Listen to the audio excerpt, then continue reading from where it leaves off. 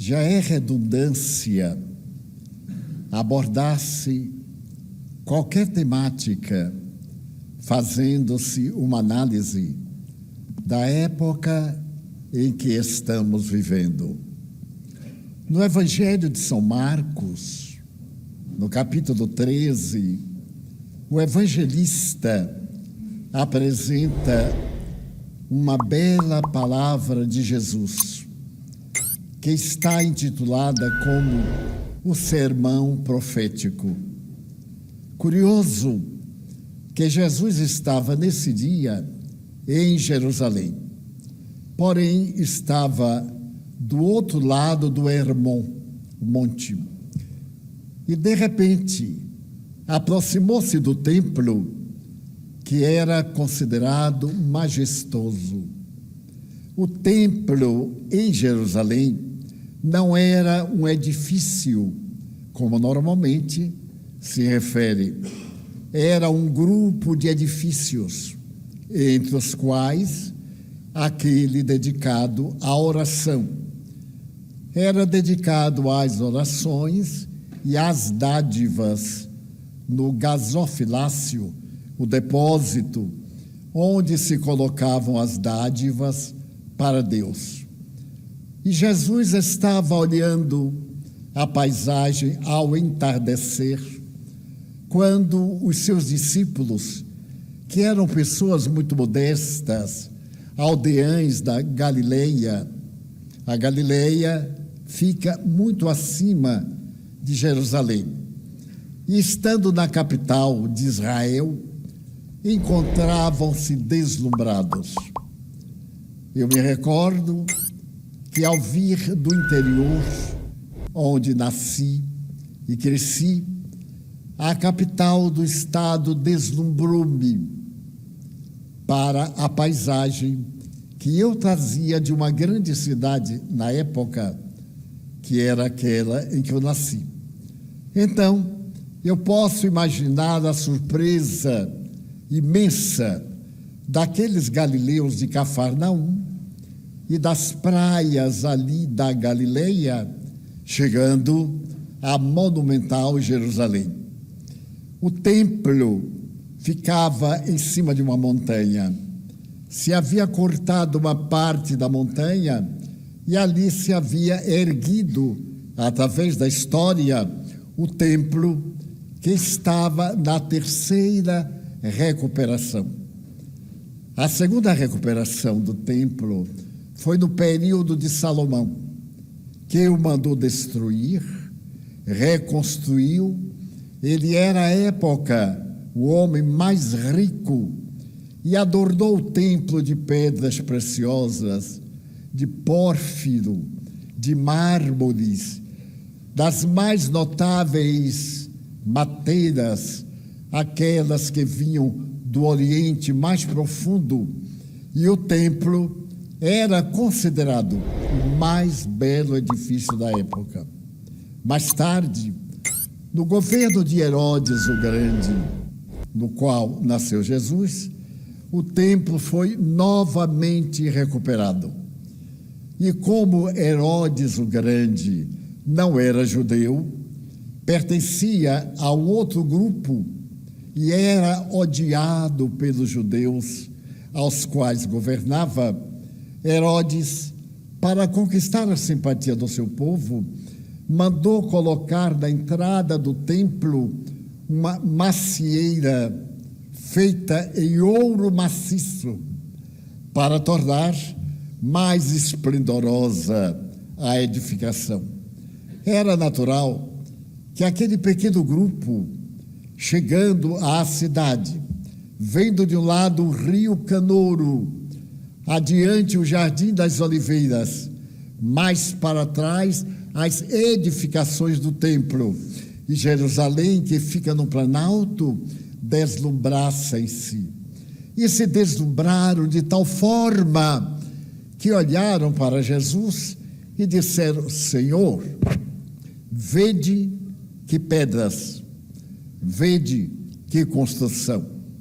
Para dar uma ideia, cada pedra pesava em média mais de 20 toneladas. E o trabalho de construção não tinha reboque, nem tinha qualquer substância para ligar uma pedra à outra. Não havia esse processo. As pedras eram tão perfeitamente cortadas que se acoplavam, como nas pirâmides, como se fossem deixadas à toa, até atingirem a sua finalidade. Então, naquele deslumbramento, Jesus sorriu para eles e disse-lhes: em verdade vos digo, não ficará pedra sobre pedra que não seja derrubada. Isso causou um grande espanto. Como se poderia derrubar aquele templo? Era totalmente impossível. Não havia instrumentos, ainda não se usava a pólvora, e isso deveria demorar não sei quantos anos. E eles ficaram tão surpresos de Jesus fazer um vaticínio desta forma, que o convidaram a atravessar o córrego, passar para o Jardim das Oliveiras, ou Getsemane, e contar como é que isso seria. Jesus atravessou com eles. E à medida que a noite veio, Jesus começou a falar. O sermão vale a pena ser lido. Os detalhes, a forma, como é apresentado, surpreende-nos até hoje. Vamos dar uma ideia. Examinai o que foi dito, mas dia virá em que ninguém chorará por outro, mas por si mesmo. Os filhos entregarão os pais, os pais entregarão os filhos. É efeito da Covid. A minha será eterna. Já me conformei. Entregarão os filhos à justiça. Quem estiver no campo, na grande explosão, não volte para casa, porque não dá tempo. Quem estiver no telhado, não desça, porque a calamidade será de tal forma que ninguém escapará. E prossegue, e vai dando notícia do que iria acontecer a partir daquele momento até hoje, com detalhes impressionantes. Veremos o que a imaginação sequer nunca veio a conceber.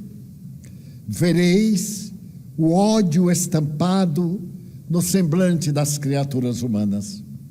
E para que se não tornasse pior, eu pedi a meu Pai para que acalmasse as forças desagregadas e desse uma nova oportunidade à criatura humana.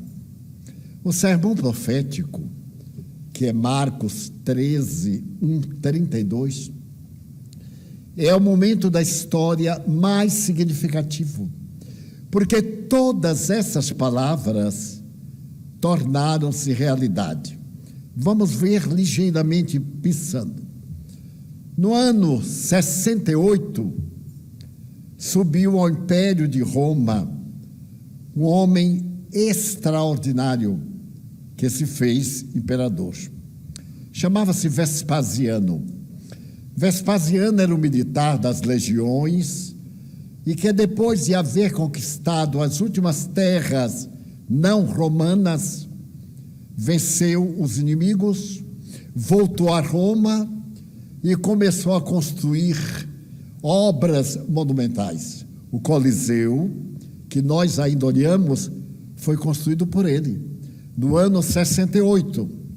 O seu filho, Tito, que mais tarde será imperador, foi mandado na direção do centro da Ásia, na parte do Levante, na Mesopotâmia, na antiga Babilônia, na antiga região, para poder conquistar os povos que ainda não pertenciam ao império. E os judeus, israelitas, era um povo belicoso. Estava sempre contra o poder central de Roma. Naquele momento, Tito deveria conquistar Jerusalém e esmagar os rebeldes. Ele veio e começou a guerra contra os judeus. Conquistou a Samaria, conquistou a Galileia, e quando chegou na Judeia, a resistência foi muito maior. O que fez ele? Mandou sitiar Jerusalém e fez vários acampamentos em volta da cidade. Era impossível entrar ou sair de Jerusalém. Ele esperava matá-los à sede ou à fome. Mas, curiosamente, cerca de 63 anos, Herodes o Grande, para escapar de uma cilada desta, mandou trazer uma fonte subterrânea a Jerusalém para poder manter a cidade em qualquer ocasião de cerco. E essa fonte subterrânea chegava exatamente ao palácio, ao lado do templo, e dava para manter regularmente a cidade. 2 anos depois, Jerusalém não aguentou, Tito entrou e matou 60.000 judeus. Como o templo era o edifício mais significativo para os judeus, foi derrubado pedra sobre pedra. Se nós formos na plataforma, não vemos uma pedra. Todas foram arrancadas e atiradas distante. Numa das baixadas ficou a alvenaria, que é chamado o muro de sustentação, o muro das lamentações. Até hoje, já tendo pátria, os judeus lamentam terem sido expulsos de Jerusalém no ano 70 e mais tarde, definitivamente, perderam a nacionalidade e foram expulsos no ano 150. Como Tito não podia ficar governando aquele povo rebelde, entregou o seu governo ao representante romano na Síria, hoje devastada, com essa guerra tremenda por causa de um ditador infame que destruiu seu povo e hoje governa fantasmas, ruínas, mas não sai do poder. Mas a morte vai tirá-lo. Por mais que ele demore, aí uma morte vai chegar devagarzinho e vai dizer: vamos, filhinho, para o inferno, e vai levá-lo suavemente. Muito bem. Portanto, o que Jesus previu, podemos ver que se deu absolutamente. Mais tarde, quando falamos que os pais denunciariam os filhos denunciariam os pais, até hoje nos parece um absurdo. No tempo do nazismo, os filhos denunciavam os pais ao mais terrível tribunal político da humanidade. E esses pais, porque não eram nazistas, eram levados para campos de concentração e mortos. Os pais denunciavam os filhos, porque Goebbels, um dos 4 auxiliares de Hitler, havia imaginado uma raça superior. E claro, os hebreus eram menos do que porcos. Matar um hebreu era uma glória. E ainda hoje nós encontramos no neonazismo quem pense assim. Então os pais que tinham filhos que molhavam a cama à noite Isso era uma falência do sentido étnico. Denunciava os pais à polícia e eles eram considerados patológicos, eram levados aos campos de concentração e atirados nas câmaras de gás pelo crime de terem um problema natural que é hoje perfeitamente tratável, especialmente pela homeopatia, a enurese. Nós então estamos vendo que aquilo que Jesus falou é absolutamente exato. Porém, no dia 4 de agosto de 1945, às 8h15, numa cidade japonesa, Hiroshima, havia o clima de paz. O Japão estava em guerra com a América do Norte. Havia invadido e destruído as forças armadas no Oceano Pacífico.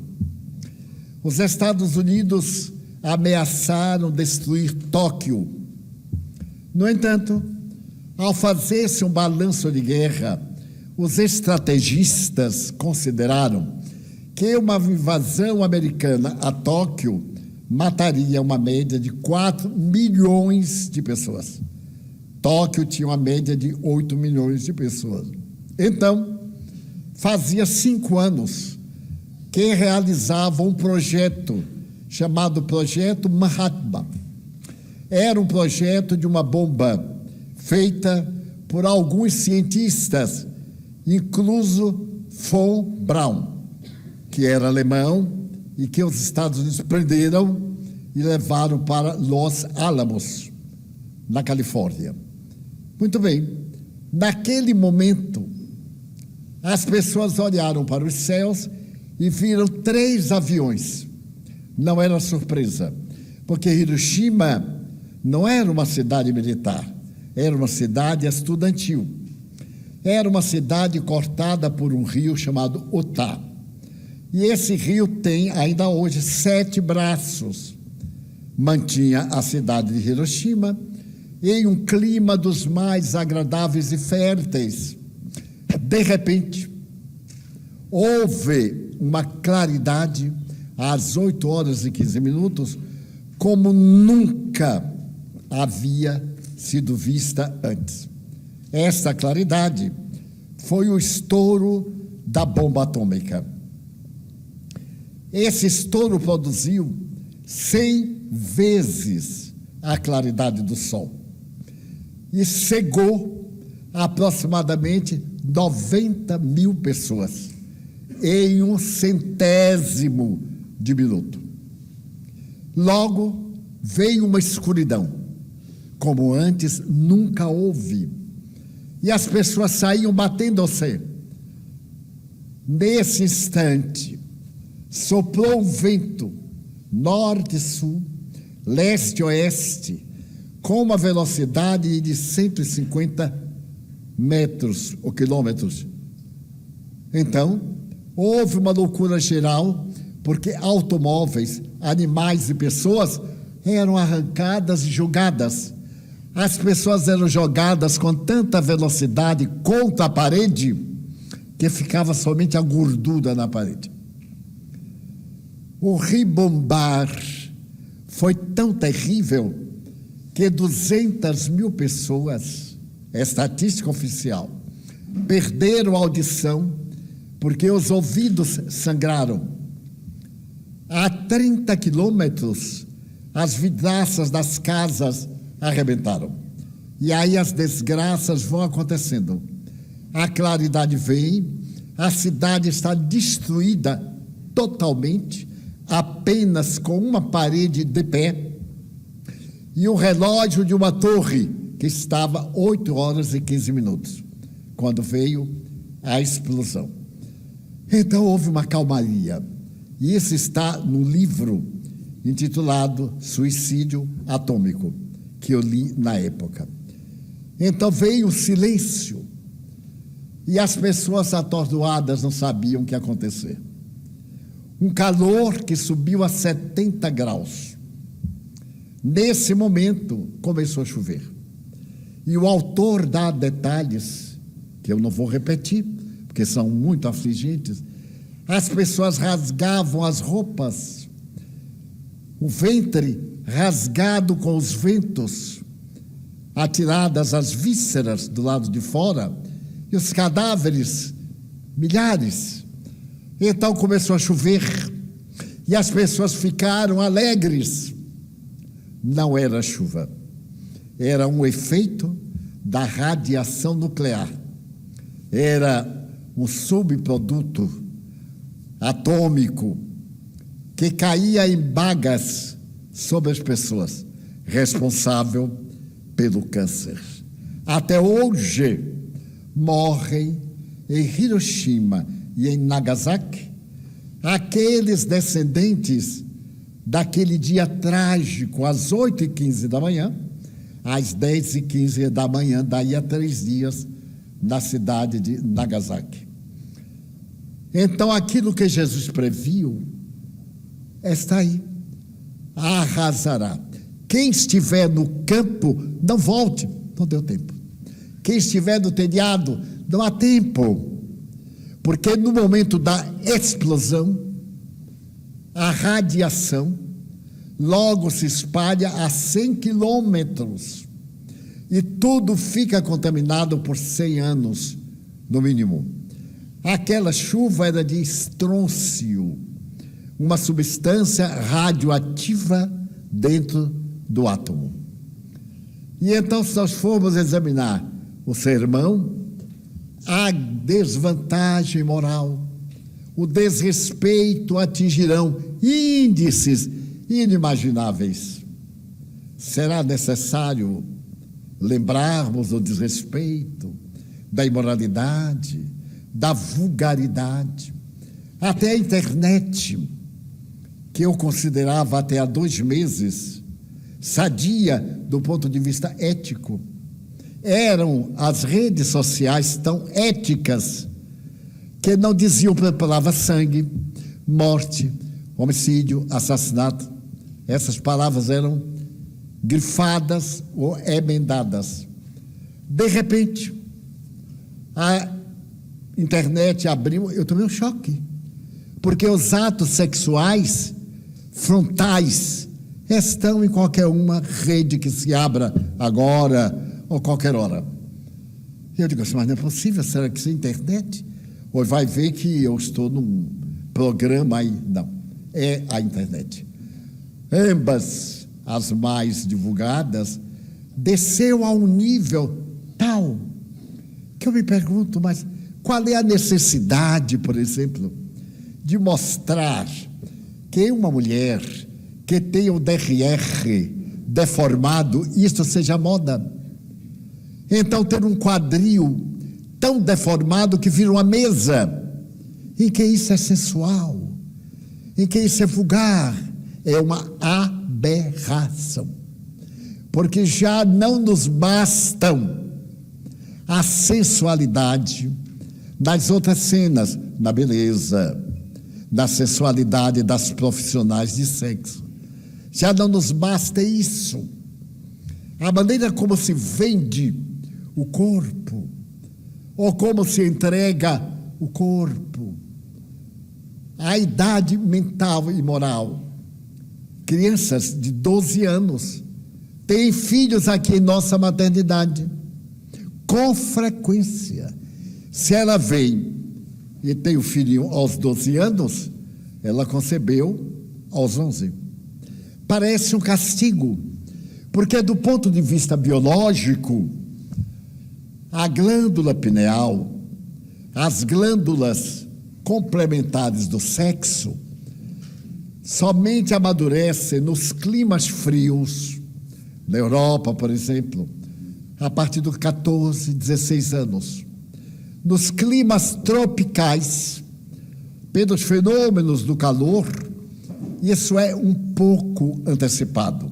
Então, nos trópicos, há mais sensualidade do que nos países frios. Parece que as leis contribuíram, porque uma menina daqui de 11 anos, que ainda não têm o corpo desenvolvido ao ponto de estar formado, tornam-se mães de pais de qualquer idade. Nesse sentido, o homem é muito mais vulgar. E então buscam crianças, filhos, para as aberrações.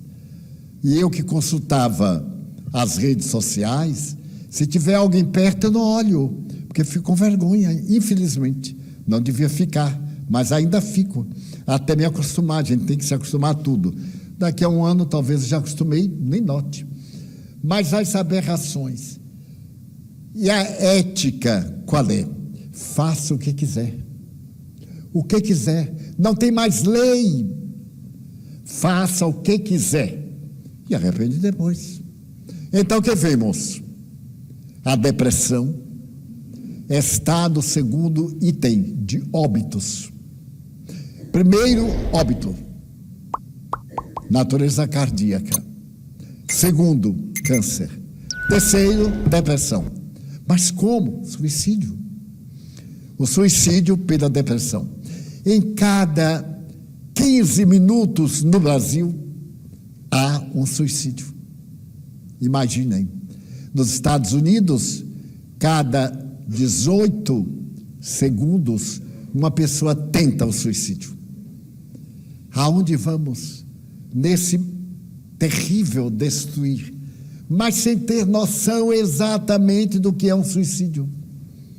Eu tenho conversado com alguns que sobreviveram e me lembrei de um amigo nosso, faz muitos anos. Ele se tornou o caso mais aberrante de uma vida salva pelo suicídio. Era o seu banqueiro, era dono de um banco aqui em Salvador, perfeitamente normal, tinha horror ao câncer. Ele não dizia o nome, nem a esposa dizia o nome, era aquela doença. E ele dizia sorrindo, não diga assim, porque Deus vai lhe perguntar qual é a doença, e você nem sabe qual é, vai pegar uma bem ruim. Ele ria. Ele estava no Rio de Janeiro com a família, no 19º andar de um edifício.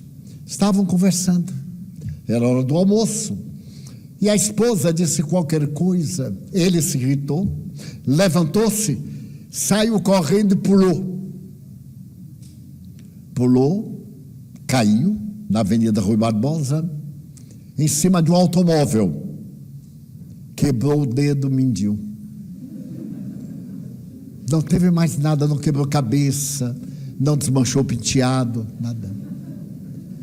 Então eu disse assim, eu não sei o que será de você, você não vai morrer nem de tuberculose, nem de câncer, porque morrer de 14 andares e não ter arranhão. Ele disse, mas o pior é que eu não me lembro o que eu fiz. Eu disse, mas já sei o que foi.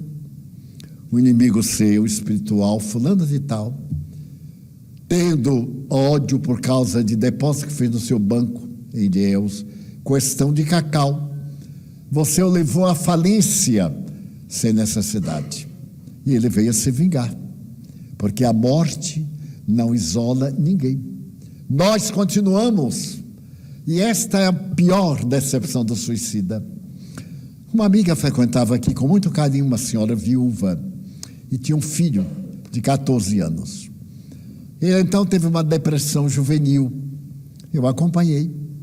Um notável psiquiatra de Salvador deu assistência, um excelente médico, mas ele tinha um problema de obsessão que era algo perturbador. Era uma obsessão sexual. Nessa idade, ele tinha muitos tormentos e tinha uma namoradinha. E eu falava para ele assim, faça qualquer coisa, incendeie a sua casa, mas não se mate. Veja bem, se você se matar, você vai se lembrar de mim. Eu lhe falei várias vezes que você vai viver, e você só pode saber da verdade se matar. Então, se você quiser testar para ver, já vá avisado o que é que vai lhe acontecer. E então falei com ele que eu tinha uma irmã suicida, que ela me contou tudo o que lhe aconteceu durante 33 anos, até quando minha mãe morreu e foi ajudá-la. E muito bem, ele melhorou, recebeu a cura naturalmente, e certo dia ele estava conversando com a namorada e a mãe, deitada, reclamou, porque já era tarde. Isso foi o gatilho que o fez entrar no banheiro, e na janela pequena do banheiro ele se jogou através dos vidros móveis, arrebentou outro e caiu do 8º andar. Ouviu-se o baque. Quando foi ver, era o rapaz. Mas qual o motivo? Não tem motivo. É um surto, é um momento. Aquilo toma e atira do abismo. As forças, como falou Jesus, se encarregam dessa destruição. Desnecessário dizer o que a mãe sofreu, as duas irmãzinhas e também nós. E passaram meses. Certo dia, eu fui à casa dela, ela estava doente, e eu lhe fui aplicar passe. E ela me disse: Adivaldo, se eu dispusesse de recursos, eu me mudava aqui do apartamento, porque eu só fico ouvindo o grito que meu filho deu quando caía e o baque surdo lá embaixo.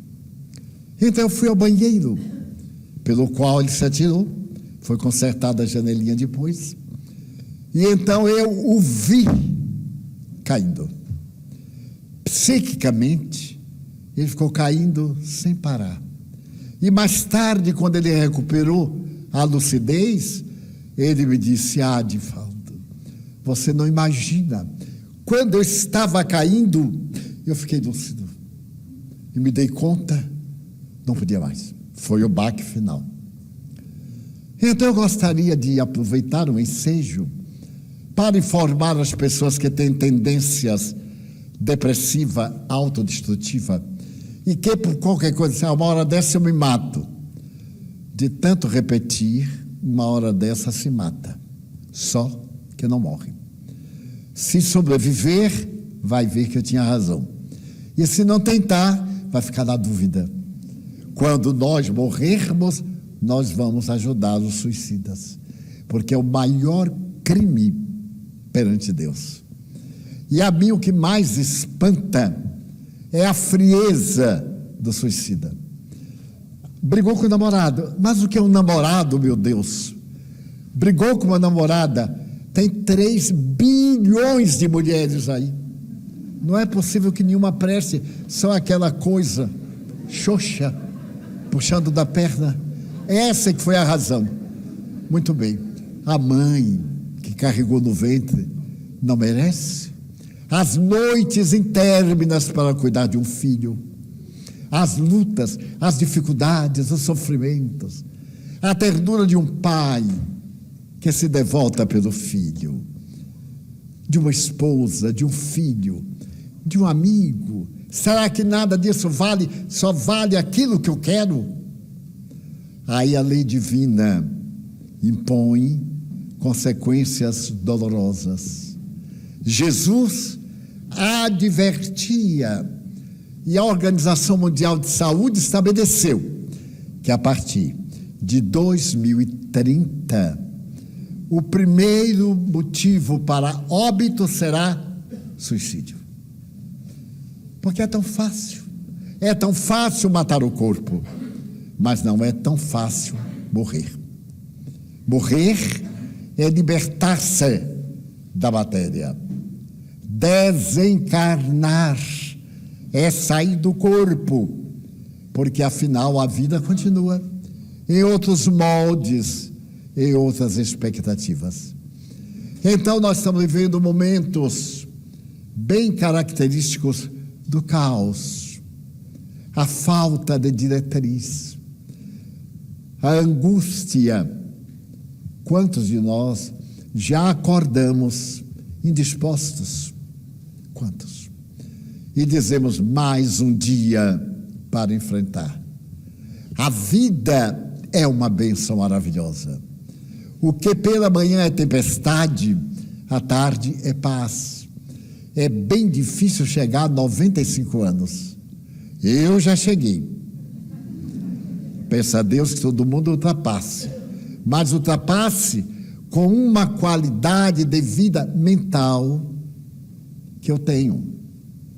Porque aos 95 anos, nós já experimentamos de quase tudo.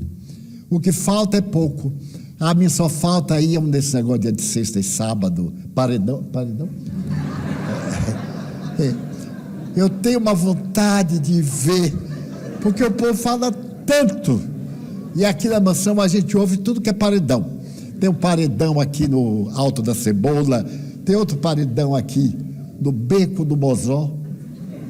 Vocês sabiam que o nome desta rua é Beco do Mozó? Nunca vi tanta coincidência. Esse é o nome popular. Agora o nome Marechal Deodoro da Fonseca. Eu não queria meu nome no Beco do Mozó de jeito nenhum. Então Jesus previu e disse: mas eu sou a vida. Aquele que me buscar terá vida, e vida em abundância. E por que eu falo? Porque eu também já experimentei a tentativa de suicídio quando eu era bem jovem. Olha, quando a gente ser jovem, eu advogo os pais não baterem nos filhos, advogo tudo isso. Mas uma surra de quando em vez faz tão bem. Dá tanto juízo a gente. Lá em casa, pai tinha um psicólogo. Não falhava nunca. A gente cometia qualquer barbaridade, ele calmo, tinha bigode, ainda torcia para chatear a gente. Pegue ali o psicólogo. Fazia uma sessão terapêutica, a gente ficava bom. Eu não tenho nenhum conflito, nenhum problema. Éramos 13. Não tem nenhum tantã que tem mágoa do pai, que tem ódio do pai. A gente adora o velhote. E ainda na hora de morrer, ele pediu desculpa. Eu digo: pai, o senhor fez tão bem. Eu acho até que poderia ter apurado um pouquinho mais para melhorar.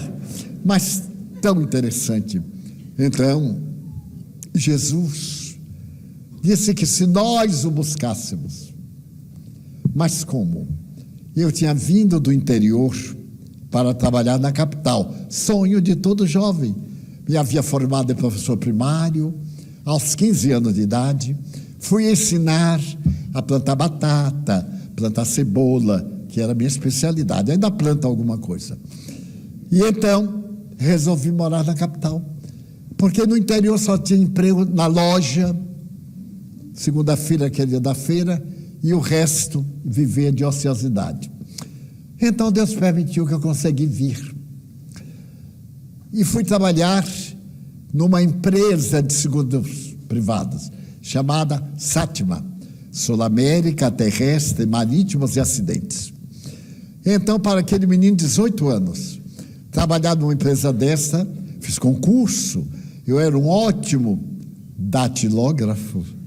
Não sei se vocês sabem o que é. Se não souberem, me perdoe. Hoje é digitador. Vai bem. De vez em quando muda o tal do aparelho, aí é nova adaptação. Mas bem, e a minha função era fazer o rosto da apólice, porque não pode ter erro, não pode ter rasura, elas são numeradas à máquina para evitar fraude. E como eu era um bom datilógrafo, eu era realizador disto. E no dia 1º de agosto, a guerra estava terminando. E o Brasil havia nacionalizado 2 grandes empresas. A Venécia Companhia, era uma empresa italiana, e uma outra foram incorporadas ao patrimônio do Brasil e foi para o nosso instituto. Então, o meu gerente, eu nunca me esqueço, tinha 18 anos, me chamou, era um senhor respeitável, e me disse: Divaldo, nós estamos agora em economia e vamos despedir os funcionários mais recentes, porque veio a ordem da matriz e você e fulano são os 2 mais recentes. Você passe no caixa para receber o salário. Eu tinha trabalhado 13 dias. Ainda lembro até do dinheiro que eu olhei assim, contei. Muito bem. Eu fiquei tão deprimido. O choque.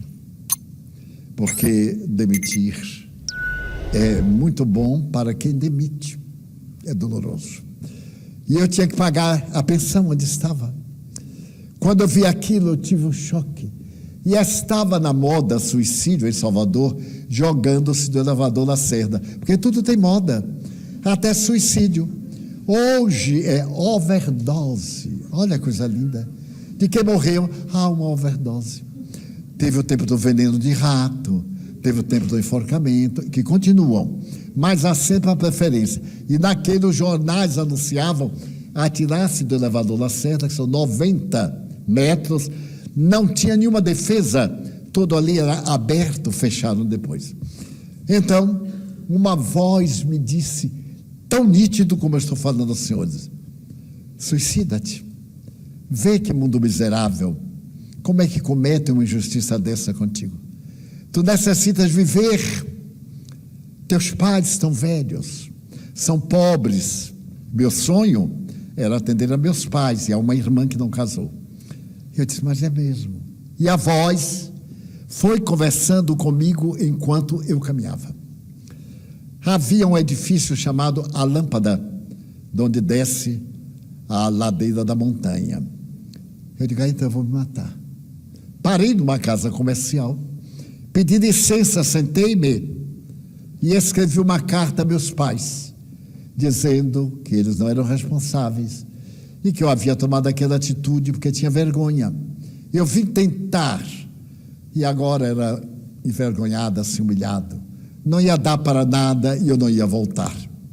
Bem, peguei, dobrei, prendi aqui no bolso com um clipe e fui na direção do elevador Lacerda, como quem vai à busca de um veleiro da fantasia, quase com alegria. Bom, subi o elevador e quando eu cheguei lá em cima, eu tremia, estava muito frio, suava em quantidade.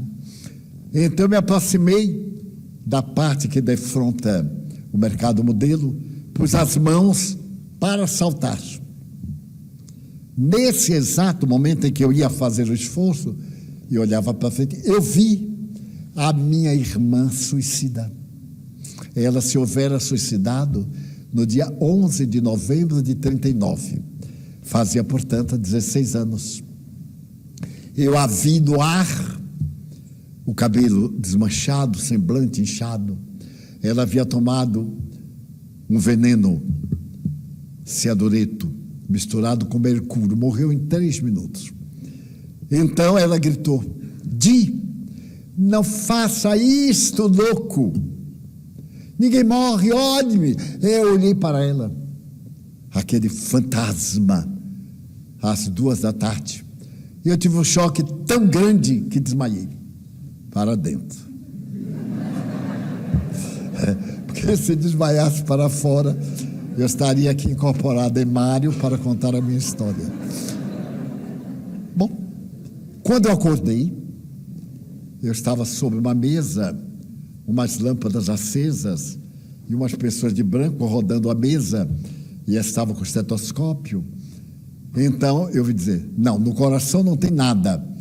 Eu aí olhei aquela gente tão bonita, de máscara, não era época de pandemia, estava todo mundo de máscara. Eu então perguntei assim, eu estou no reino dos céus? Aí o médico disse onde é que eu estava, com umas outras palavras sonoras, que aí eu fiquei bom. Levantei-me, muito trêmulo, fiquei muito agitado interiormente durante uma semana, até passar aquele fluxo, aquela onda. Eu colocava a mão, estava trêmula. Hoje, aos 95 anos, eu tenho a mão firme, sem qualquer problema. Escrevo sem tremer. E vim descobrir que era um inimigo que há cerca de 200 anos me havia levado ao suicídio em Paris, em 1794, e que ainda desejava ver o resto. Graças a Deus, através de mim, ele veio muitas vezes Foi orientado na palavra cristã por Nilson, a doutrinação, explicou que ele já havia morrido, explicou a história, a acusação que ele me fazia não era justa. Dizia que eu era responsável por um dano muito grave no período do cardeal Richelieu, 1526. E ele foi indo, renasceu aqui na mansão e veio como meu filho. Eu registrei como meu filho. Já morreu e está no além me esperando. Eu digo, não tenha pressa, pode continuar me esperando. Então eu sei o que é o suicídio. Eu quase estive lá. Mas o que agora me vem à mente? A presença divina inspirando, socorrendo. Eu tive a visão psíquica direta de minha irmã Nair, mas todo mundo tem a presença divina, a inspiração. Ore. Eu dizendo isso a uma jovem de 20 anos. Eu disse, minha filha, ore. Eu disse, eu não sei orar. Eu digo, chame o nome do seu namorado, porque não é possível. Uma pessoa de 20 anos, na cultura, não sabe orar, ou pelo menos nunca leu no dicionário que é orar. Aí eu expliquei a ela, a palavra latina é os, boca, os, oris, na declinação, é abrir a boca da alma para entrar em contato com a divindade. Mas como do namorado ela sabia, eu digo, chame por ele, Alexandre, se tiver algum Alexandre aqui, me desculpe, Alexandre, porque Deus lhe ouve, não é o nome, não é religião, não, é o nosso sentimento. Como é que a gente atende uma pessoa? Pelo nosso sentimento, pela simpatia, pela antipatia, pelos méritos. Graças a Deus, ela havia tentado uma vez, quando eu a recebi depois. Ela está agora casada, com um lar e 2 filhinhos. Eu lhe digo, que tal? Se você tivesse desertado, que tal? Olhe para a sua filhinha, linda, que a criatura nem merece. Às vezes a lei é assim, uma pessoa feia, tem uma filha linda. E outros lindos, tem cada bagulho, que a gente fica com vergonha. Olhe meu filho, ai que gracinha. Já sabe que é horroroso. Ai que gracinha, né? Ou então, que inteligente. Quando nós dizemos, nossa, que linda. Não adianta mudar. Pois bem, então o Espiritismo veio nos trazer este homem, esta filosofia, esta mensagem. Vale a pena viver. O que nos faltou ontem, hoje chega em um volume colossal. E se nós soubermos repartir, nós enriqueceremos o mundo. Quanto cada um de nós pode fazer? Todos podemos ajudar. Vemos na repartição um colega chorando. A gente chega e fala assim, eu posso imaginar o que você está sofrendo. Conte com seu amigo. Peça a Deus. Se alguém está com problema, até conosco, fulano, vamos deixar isso para lá. Que bobagem. A vida é tão rápida e a gente gastando tempo em fofoca. Se eu descobrisse quem criou fofoca, eu envenenava. Porque que coisa terrível, covarde. Eu tenho pena de umas pessoas não estarem aqui me ouvindo. A pessoa solapa. Eu digo, o avião caiu. Ela fala, pois é. Você não sabe que o avião foi derrubado? Pela não sei o quê. Aí contra aquela coisa e destrói. Arma-nos uns contra os outros. Fulano passou, não falou com você. Viu? Tem birra com você. Eu sei que eu não gosto de você. E a gente vai envenenando-se. Não se envenenem. Perguntem. Se a pessoa passar e arrastar o pé, a gente... O que é que há? Eu lhe fiz alguma coisa? Eu, quando encontro aquele que se afasta de mim, eu digo assim, qual foi o crime que eu cometi contra você? Me diga. Porque talvez eu tenha feito e não sei. Não, eu penso, está pensando errado. E termos uma vida de paz, porque é isto que nós levamos. É isto que, ao nos deitarmos agora, nós vamos vivenciar. Vamos sair do corpo e vamos viver esses ideais. Vamos para regiões felizes, para regiões desditosas, para lugares onde estão espíritos em verdadeiros infernos da mitologia. Então o Espiritismo tem o seu caráter de religião. Deus, a imortalidade, a prática do bem. É tão fascinante. Veja como é fácil. Então hoje uma tia me disse: Divaldo, você fala que fazer o bem é tão difícil. É tão difícil que o apóstolo Paulo disse assim: meu Deus, não deixe a caridade esfriar-se no meu coração. E São Vicente de Paulo, considerado o cristão mais doador da humanidade, ele dizia: tenham piedade de mim, que lhes peço para dar, porque eles são tão ingratos, tão cruéis. E aí uma das nossas tias da caravana contou-me um fato hoje curioso, que uma das crianças que frequenta a escola não tinha lápis. Nós damos todo o material, o governo dá. Façamos justiça, tudo em quantidade. Muitos escondem, furtam, roubam para estes dias, mas dá. Todas as escolas recebem. E então o menino perdeu, e a professora disse: você tem que trazer o lápis, nós já lhe demos, etc. E a mãe veio aqui por qualquer coisa, para uma queixa, e a professora aproveitou e disse assim: minha filha, providencie um lápis para seu filho, porque ele não escreveu, compre um lápis. E ela respondeu assim: eu?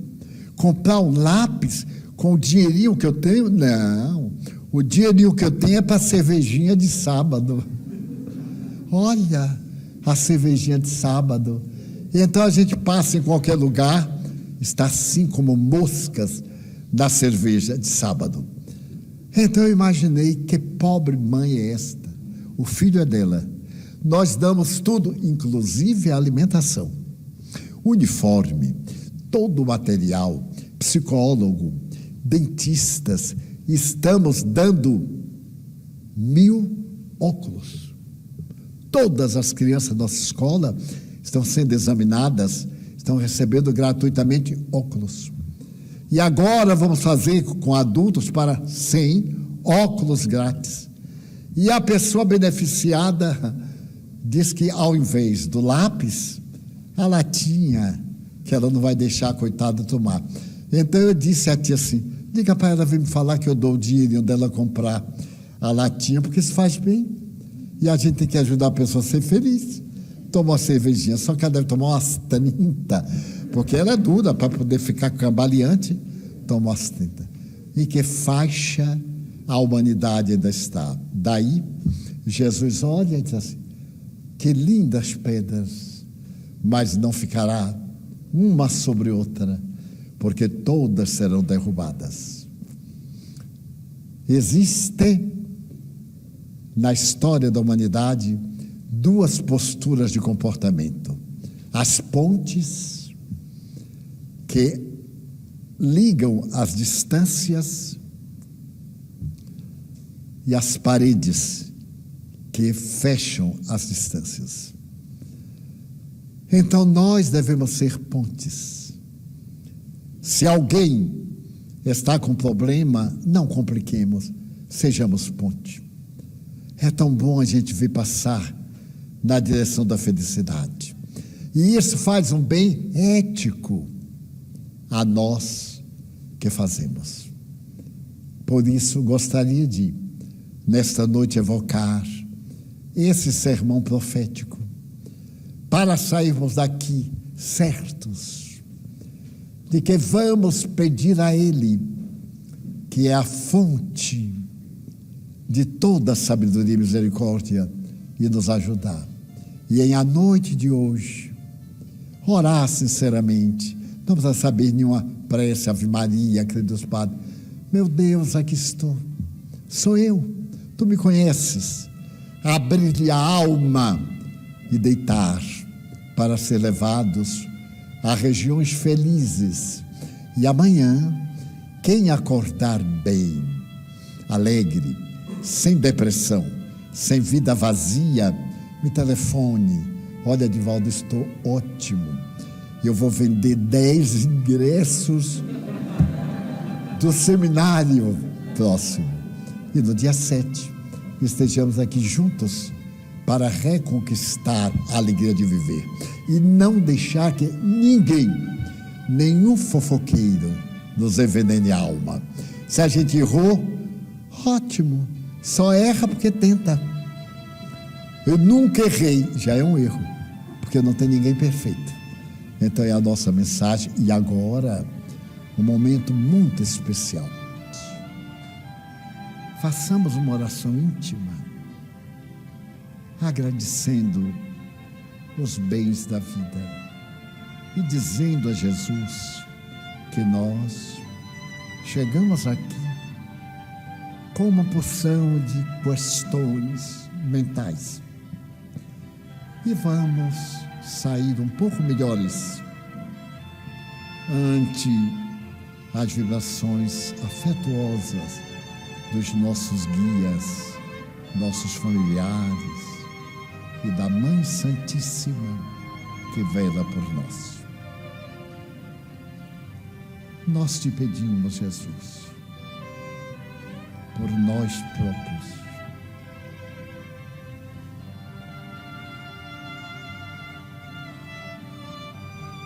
por aqueles a quem amamos, por todos quanto nos amam. Nós te pedimos pelos nossos adversários que nos desejam mal, que sejam felizes e nos deixem em paz. Pela nossa casa querida, aonde procuramos viver as tuas lições. Também te pedimos, em favor dos espíritos maus, que se comprazem nas perseguições ao bem.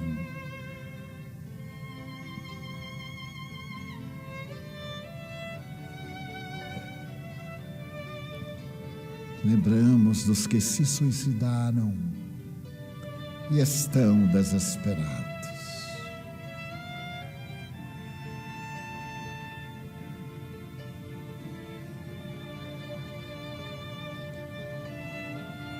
Nós te suplicamos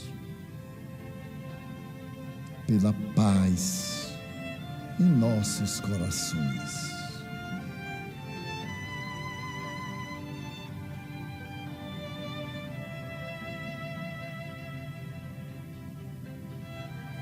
Pela paz em nossa família,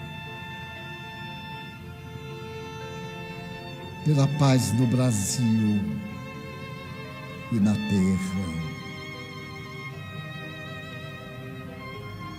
Abençoa nossa água, torna medicamento salutar para nossas necessidades.